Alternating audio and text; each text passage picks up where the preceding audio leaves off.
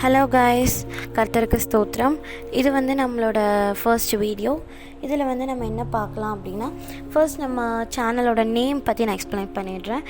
ட்ரைனிட்டி of word அப்படின்னு ஆண்டவர் கொடுத்துருக்காரு. ஏன்னா எல்லாத்துலேயும் அப்படி தான் நான் வச்சுருப்பேன். இன்ஸ்டாகிராம் ஆகட்டும், வாட்ஸ்அப் ஆகட்டும், இப்போ யூடியூப்லேயும் இந்த வேர்டு மெயினாக ஸ்பெசிஃபிக்காக மென்ஷன் பண்ணால் தான் இதோட மீனிங் என்னென்னு நிறையா பேருக்கு பார்த்தோன்னே தெரிஞ்சுக்கிறாங்க. ஓகே, 3 in 1 அப்படின்னு தெரிஞ்சுக்கிறாங்க. 3 in 1 அப்படின்னா ட்ரைனிட்டினா 3 அப்படின்னு எல்லாருக்கும் தெரியுமா? அது என்னன்னா, the father, the son, the holy spirit, மூணுமே ஒன்று தான். ஆனால் நம்ம செப்பரேட்டாக பார்க்குறோம். இவங்க தான் பெருசு, இவங்க இல்லை அப்படின்னு நம்ம பார்க்கவே கூடாது. ஏன்னா தேவனோட செயல்கள் தான் வேறையே தவிர மூணு பேருமே ஒன்று தான். நான் ஒரு பெஸ்ட் எக்ஸாம்பிள் ஒன்று சொல்கிறேன். நம்ம இப்போ தண்ணி எடுத்துக்கலாம், வாட்டர் எடுத்துக்கிறோம் அப்படின்னா அந்த தண்ணி அப்படியே இருந்துச்சு அப்படின்னா அது தண்ணி ஜஸ்ட் ஒரு வாட்டர், அவ்வளோதான். அதை நீங்கள் ஹீட் பண்ணீங்க அப்படின்னா அதுலேருந்து ஆவி வருதா? அதே தண்ணியை நீங்கள் ஃப்ரீஸ் பண்ணீங்க அப்படின்னா அதில் அப்படியே ஃப்ரீஸ் ஆகிடும், அப்படியே ஐஸ் கட்டியாக மாறிடும், கன்வெர்ட் ஆகிடும். இந்த ஒரு வாட்டர் வச்சு இந்த மூணு தன்மை இருக்குது. அதே மாதிரி நம்ம தேவனுக்கு மூணு பேருமே ஒன்று தான் அப்படின்னு சொல்கிற நேம் தான் ட்ரைனிட்டி. ஏன்னா அநேக பேர் நம்ம தேவனை விசுவாசிக்க மாட்டாங்க. நிறைய பேர் இப்போ அதை ஃபாதர் அப்படின்னா கர்த்தரை சொல்லலாம், பிதா, எகோவா, எல்லோரும் நிறைய நாமங்கள் அவருக்கு இருக்குது. ஜஸ்ட் ஒரு வேர்டில் சொல்லணும்னா ஃபாதர் அப்படின்னு சொல்லலாம். நம்ம தேவன் நம்ம வேர்ல்டை க்ரியேட் பண்ணார், மனிதர்களை க்ரியேட் பண்ணார், எல்லாம் உருவாக்குனார். ஆனால் ஏசப்பா இப்போ அப்புறம் தான் வந்தார். அப்புறம் எப்படி இவர் கடவுள் அப்படின்னு சொல்கிறாங்க. ஒரு வசனத்தை வச்சு அவங்க நிறைய கிரிட்டிசைஸ் பண்ணுறாங்க. நம்ம ஒவ்வொரு வசனத்தை படிக்கும் போது ரொம்ப டீப்பாக படித்து பாருங்கள். ஒவ்வொரு வேர்ட்ஸையும் நல்லா யோசிங்க. இது எதுக்கு கொடுத்துருக்காங்க, ஏன் இப்படி கொடுத்துருக்காங்க? ஜஸ்ட்டு படித்தோன்னே இதனால தான் அப்படின்னு நம்ம நினச்சிடக்கூடாது. நம்ம இன்னுமே நம்ம டீப்பாக நம்ம பார்த்தோம் அப்படின்னா நிறைய விஷயம் நம்மளுக்கே தெரியும். நிறைய பேர் அதை பார்க்கறது கிடையாது. ஈவன் கிறிஸ்டியன்ஸாக இருந்தாலுமே கூட நிறைய பேர் இப்படி இருக்குது, நாங்கள் ஏசப்பாவெல்லாம் நாங்கள் நம்ப மாட்டோம் அப்படின்னு சொல்லுவாங்க. ஆனால் தேவன் தான் மறுரூபமாக நம்மளோட வேர்ல்டுக்கு ஒரு மனிதனாக தன்னோட பாவத்தை நம்மளோட பாவத்தை மன்னிக்கிறதுக்காக தன்னுடைய ஜீவனை கொடுத்துருக்காரு. நம்ம வசனத்தின் மூலிமா பார்த்தோம்னா பிலிப்பியர் 2வது அதிகாரம் 6வது வசனத்தில் அவர் தேவனுடைய ரூபமாக இருந்தும் தேவனுக்கு சமமாக இருப்பதை கொள்ளையாடின பொருளாக எண்ணாமல் அப்படின்னு சொல்லியிருக்காங்க. ஆனால் நிறைய பேர் அவரோட ரூபம் தேவனோட ரூபமாக தான் இருக்கார் அப்படின்னு சொல்கிறாங்க. அவர் தேவனுக்கு சமமாக இருப்பதை நிறைய பேர் இதை நம்பாமல், இப்படி அவர் சொல்லியும் அவர் நம்ப மாட்டேங்கிறாங்க, பண்ணாமல், இந்த மாதிரியெல்லாம் இருக்கக்கூடாது அப்படின்னு சொல்லியிருக்காங்க. பெருமைனா ஒன்றுமே இல்லாத தன்மை. அவர் மனிதர் தான், அவர் தாழ்த்தினார். ஏன் அப்படின்னா அவர் தாழ்ந்தவராக தான் நம்ம பூமிக்கு ஒரு மனிதன் எப்படி இருக்கணும், நம்ம ஆண்டவருக்கு தாழ்ந்து இருக்கணும்னு சொல்கிறதுக்கு ஒரு பெஸ்ட் எக்ஸாம்பிளாக அவர் தன்னைத்தானே காமிச்சிருக்காரு. இதே ஒரு எக்ஸாம்பிள் என்ன சொல்லலாம்னா, சீஷர்களோட காலை கழுவுவார்.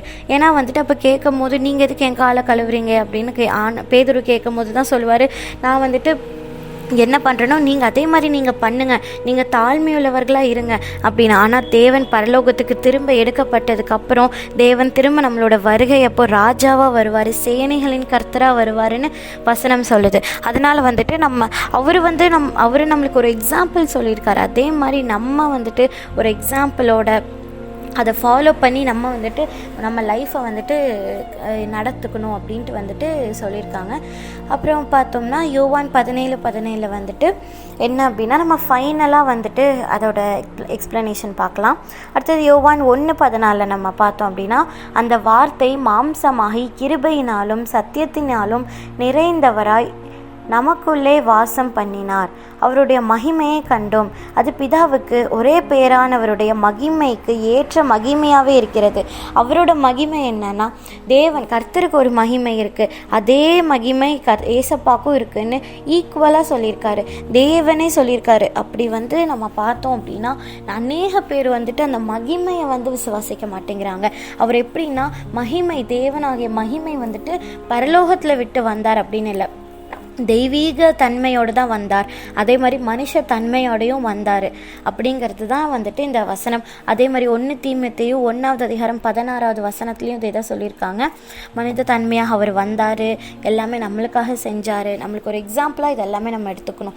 அடுத்தது யோவான் 10:30 நம்ம பார்த்தோம்னா, நானும் பிதாவும் ஒருவராக இருக்கிறோம் அப்படின்னு சொல்கிறாரு. நானும் பிதாவும் ஒருவர் தான் அப்படின்னு சொல்லும் போது நம்ம இந்த வசனத்தை நிறைய பேர் பேசுறது கிடையாது. இது நான் நிறைய பேர் இந்த வசனமே ஒரு ஃபேக் அப்படின்னு சொல்கிறவங்க அநேக பேர் இருக்காங்க. ஒரே ஒரு வசனத்தை வச்சு இப்படி சொல்கிறாரு, பிதா என்னிலும் பெரியவர் அப்படின்னு ஆண்டவர் ஏசப்பா சொல்லியிருக்காரு.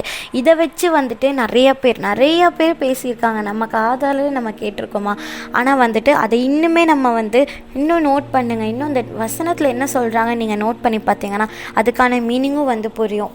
ஏன் அப்படின்னா, நானும் பிதாவும் ஒருவர் தான், நாங்கள் வேறையே கிடையாது. எங்களோட செயல்பாடுகள் வேறையாக இருந்தாலுமே நாங்கள் ஒருவர் தான்.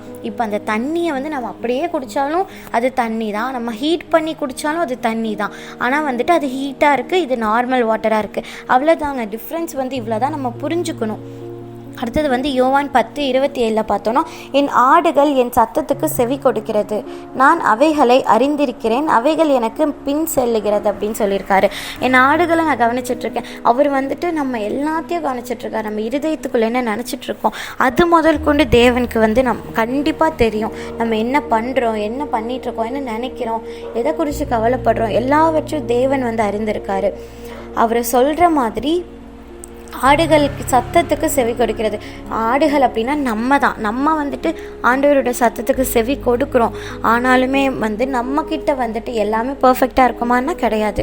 ஏன்னா ஏதாவது ஒரு மிஸ்டேக் கண்டிப்பாக மாம்சமான எல்லாருக்குமே ஏதாவது ஒரு மிஸ்டேக், ஒரு பாவம், ஒரு அடிமைத்தனம், ஒரு இச்சை எல்லாத்துக்குமே கண்டிப்பாக இருக்கும். ஆனால் அதிலிருந்து நம்ம மேற்கொள்கிறதுக்கு, நம்ம பாவத்திலிருந்து ஒரு விடுதலை பெறுறதுக்கு ஆண்டவரோட ரத்தத்தை மட்டும்தான் இயேசுவின் ரத்தத்தை மட்டும்தான் அவ்வளோ வல்லமையாக இருக்குது. அதனால தான் நம்ம பாவங்கள் மன்னிக்கப்பட்டு இப்போ வரைக்கும் நம்மளோட லைஃப் ஒரு பெஸ்ட்டான லைஃபாக வந்துட்டுருக்கோம். அடுத்தது என்ன சொல்லியிருக்காங்கன்னா, அவைகள் எனக்கு பின் செல்லுகிறது அப்படின்னா, அப்போ அவைகள் அப்படின்னா நம்ம அவருக்கு பின்னாடி நம்ம செல்கிறோம். அப்படின்னா நம்மளுக்கு முன்னாடி யார் செல்கிறாங்க? தேவன் நம்மளுக்கு முன்னாடி செல்கிறார். அதே மாதிரி தான் என் சமூகம் உனக்கு முன்பாக செல்லும்னு சொன்னீங்க அப்படின்னு நம்ம ப்ரேயரில் கேட்குறோம்.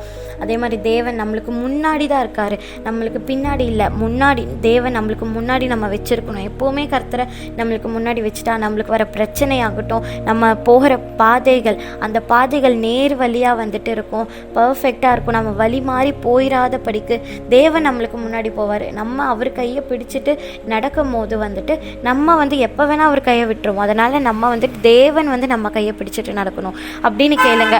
அப்படின்னு நம்ம கேட்கும் போது தேவன் நம்ம கையை பிடிச்சிட்டு நடப்பார். நம்ம அதெல்லாமே நம்ம ஃபீல் பண்ணலாம். அப்புறம் அதுதான் நான் இன்னொரு விஷயம் என்னென்னா, என் பிதா என்னிலும் பெரியவர் அப்படின்னு சொல்லியிருப்பாங்க. அதுதான் லாஸ்ட்டாக நம்ம பார்க்கலான்னு சொன்னோம்ல. அது என்னென்னா, யோவான் 17:17 உம்முடைய சத்தியத்தினாலே அவைகள் பரிசுத்தமாக்கும், உம்முடைய வசனமே சத்தியம் அப்படின்னு சொல்லியிருக்காரு. அவரோட வசனம் தான் சத்தியம். சத்தியத்தை நம்ம தெரிஞ்சுக்கணும். அதே மாதிரி தான் நம்ம இப்படியெல்லாம் யோசிச்சுட்டே இருக்கும் போது தான் பிதா என்னிலும் பெரியவர்னு சொல்லியிருக்காங்க அப்படின்னு நம்ம பார்க்கும்போது தான் அவர் பெரியவர்னு சொல்லியிருக்காங்க. அப்போ நாங்கள் ஏன் ஏசப்பாவை வழிபடணும், அவர்கிட்ட ஏன் நாங்கள் ப்ரேயர் பண்ணணும் அப்படின்னு நிறைய பேர், அநேக பேர் அப்படி தான் இருக்காங்க.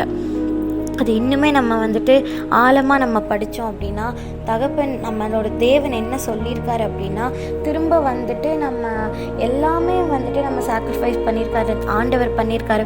அவர் மாம்சமாக நம்மளுக்கு தன்னோட ஜீவனை கொடுத்து பலியானார். எல்லாமே நம்மளுக்காக மட்டும்தான், நம்ம எல்லாத்துக்காகவும் தான். அதை யாரும் புரிஞ்சுக்கிறது இல்லை. அவர் தான் வழியும் சத்தியமும் ஜீவனுமாக இருக்கேன்னு சொல்லியிருக்காரு. எதுக்கு அப்படின்னா, பரலோகத்துக்கு நம்ம போகிறதுக்கு, பிதாவின் இடத்துக்கு போகிறதுக்கு அவர் தான் வே அப்படின்னு சொல்கிறாங்க. அவர் வழிங்க. அவரை நம்ம பிடிச்சிக்கிட்டா தான் நம்ம பரலோகத்துக்கே செல்ல முடியும். ஃபஸ்ட்டாவது அதுதான் சத்தியம். சத்தியத்தை அறிவீர்கள் அப்படின்னா அவரை நம்ம அறிஞ்சிருக்கணும். சத்தியம்னாலே அந்த சத்தியத்தை பற்றி பேசுங்க அப்படிங்கிறாங்க. அந்த ப்ராமிஸ் என்னன்னா, தகப்பன் ஏசப்பா மட்டும்தான் அந்த சத்தியம். அவரை நம்ம விசுவாசிக்கணும் முதலாவது. அப்புறம் பரிசுத்த ஆவியானவரை நம்ம எங்கே போனாலும் நம்மளுக்கு முன்னாடி ஃபஸ்ட்டு அவரை வச்சுக்கணும். எங்கே போனாலும் வர்ஷிப் பண்ணாலும் ஆகட்டும், எல்லா சபைகளிலும் வந்துட்டு வர்ஷிப் பண்ணும்போது ஆவியானவரை ஃபஸ்ட்டு கூப்பிடணும். ஆவியானவர் நம்மளுக்குள்ளே இருந்தால் தான் கண்டிப்பாக நம்ம பாவத்திலேருந்து நம்மளுக்கு ஒரு விடுதலை, பாவம் செய்யறதுக்கு நமக்கு தோணாது, ஒரு கரெக்டான ஒரு மைண்ட் இருக்கும், நாலேஜ் இருக்கும். அப்புறம் அது மட்டும் இல்லை, ஆவிக்குரிய வரங்கள் நம்மளுக்கு கிடைக்கும், ஆவிக்குரிய கனிகள் கிடைக்கும்.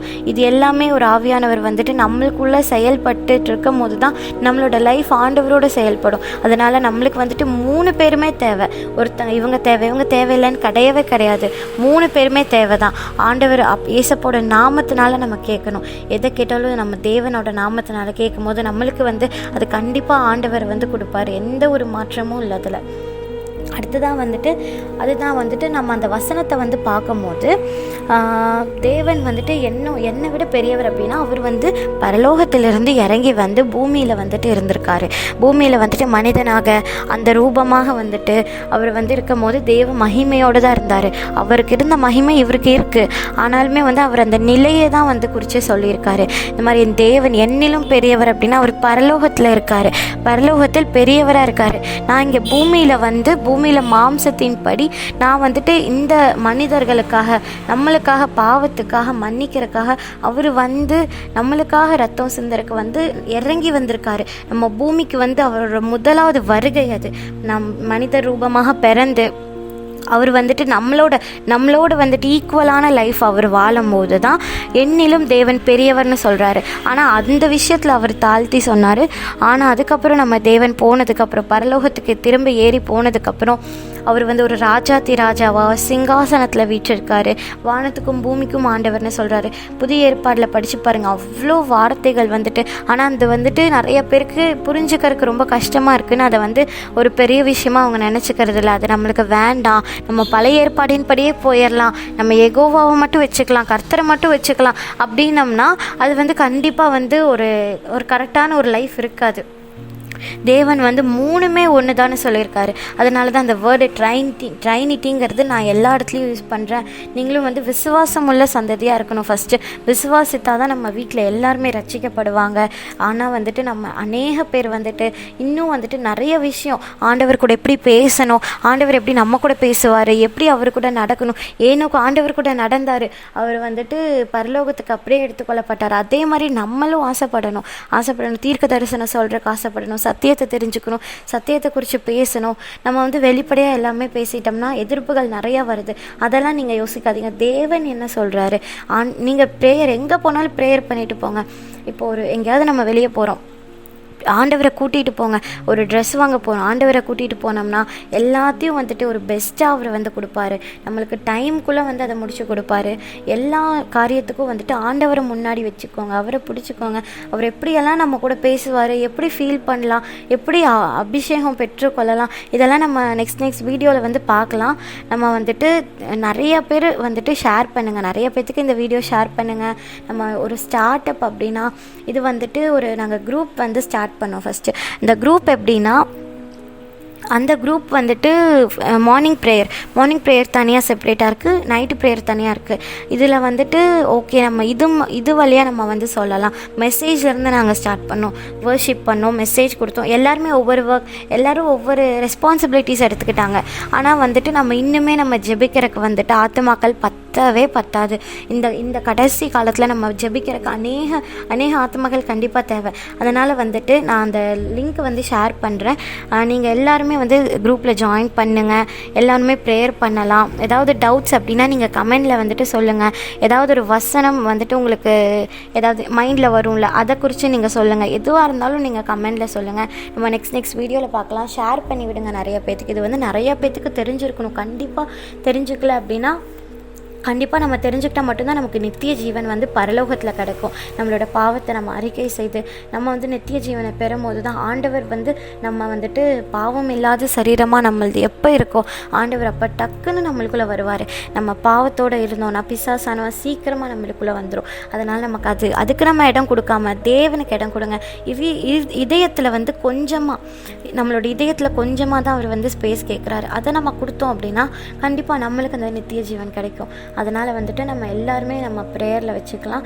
ஏதாவது ஒரு மெசேஜ் கொடுக்கும் போதாகட்டும் எல்லாமே நீங்கள் ப்ரேயர் பண்ணிவிட்டு நீங்கள் ஸ்டார்ட் பண்ணுங்கள். நாங்களும் இந்த யூடியூப் சேனல் ஸ்டார்ட் பண்ணலாம் அப்படின்னு வந்து ஒரு 4-5 டேஸாக வந்துட்டு ஆண்டவர் உணர்த்திட்டே இருந்தார். அப்புறமா இருந்துட்டு வேணாம், ஏதாவது பிரச்சனை வந்துச்சுன்னா என்ன பண்ணுறது அப்படின்னு நினச்சோம். ஆனால் அந்த பிரச்சனைக்காக நம்ம பார்க்கவே கூடாது. எப்போவுமே நம்ம தேவனுடைய வார்த்தைக்காக மட்டும்தான் பார்க்கணும். அப்படி நினச்சிருந்த அப்போஸ்தலர்கள் இந்தியாவுக்குள்ளே வந்திருக்க மாட்டாங்க. தோமா இந்தியாவுக்குள்ளே வந்திருக்கவே மாட்டார். அவர் பயந்துட்டு தான் இருந்தார். ஆனாலும் வந்துட்டு அவருக்கு கொஞ்சம் கொஞ்சமாக வந்தார், தமிழ் கற்றுக்கிட்டாரு, பேசினார், கிறிஸ்துவத்தை பற்றி சொன்னார், ஏசப்பாவை பற்றி சொன்னார். அவர் எதை பற்றி சொன்னார்? பிதாவை பற்றி குறித்து பேசுறதுக்கு வந்தாரா? கண்டிப்பாக கிடையாது. ஏசப்பாவை குறித்து பேசினார். ஏசப்பா வந்தார், இந்த மாதிரி போதனைகள் சொன்னார், இந்த மாதிரி பாவத்திலேருந்து மன்னிப்பு கொடுத்தாரு, விடுதலை கொடுத்தாரு, எல்லாத்தையும் ரட்சித்தார், எல்லாத்துக்கும் ஒரு விடுதலை, ஒரு அற்புதம் செஞ்சார். நாங்கள் எல்லாமே பார்த்தோம். அவர் வந்துட்டு சிலுவையில் வந்துட்டு அறையப்பட்டார், திரும்ப பிதாவின் இடத்துக்கு எடுத்துக்கொள்ளப்பட்டார். நாங்கள் அவரை பார்த்தோம். இதெல்லா விஷயத்தையும் குறித்து பேசுறதுக்கு தான் வந்துட்டு அப்போஸ்தலர்கள் எல்லாவற்றிலும் வந்துட்டு போயிட்டு ஆண்டவரோட நாமத்தை பற்றி பேசினார். ஆண்டவரோட ரத்தத்தையும் ஏசப்பாவோட நாமத்தையும் வந்துட்டு நீங்கள் சொல்லிகிட்டே இருந்தீங்கன்னா ஒரு பெரிய விடுதலை நம்ம வீட்டுக்கு இன்றைக்கி வரும். அதனால் வந்து நம்ம ப்ரேயரில் வச்சுக்கலாம். நம்ம நெக்ஸ்ட் வீடியோவில் வந்து எல்லாமே நம்ம பார்க்கலாம். தேங்க்யூ. கர்த்தருடைய நாமம் மட்டும் மகிமைப்படுவதாக. ஆமென்.